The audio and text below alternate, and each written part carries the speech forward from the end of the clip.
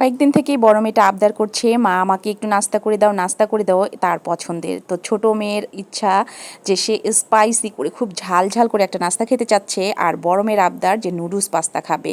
সে অনেক দিন আগে নাকি দেখেছে নুডলস পাস্তা, তো আমি এটা প্রায় বেশ কয়েকদিন থেকেই আর কি তাদের এই কথাগুলো শুনতেছি।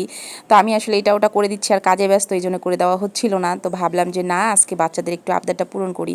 তো দুইটা বাচ্চার পছন্দ দুই রকম। সে একজন খাবে যে মানে যেন খুব ভালো হয়, সস থাকে সাথে, আর ছোটো মেয়ের আবদার ঝাল ঝালে স্পাইসি একটা হচ্ছে খাবার হবে।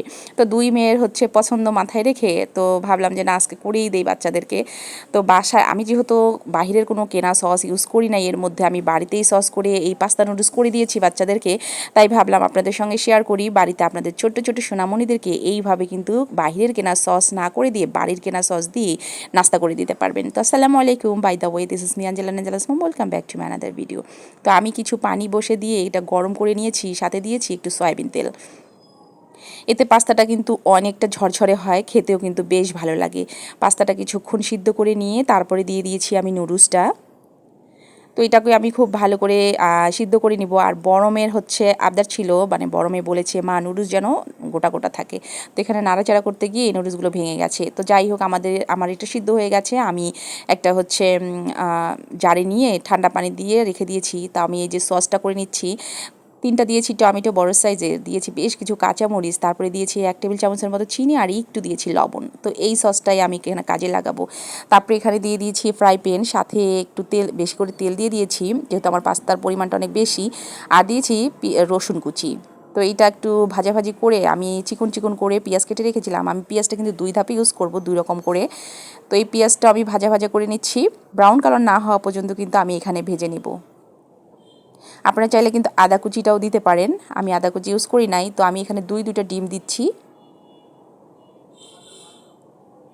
ডিমটা একটা বাটিতে আমি গুলিয়ে রেখেছি, তো সেই ডিমটাই আমি এখানে দিয়ে দিব। তো ডিমটা দিয়ে আমি একটু ভাজা ভাজা করে নিব। এখানে একটু লবণ দিয়েছি।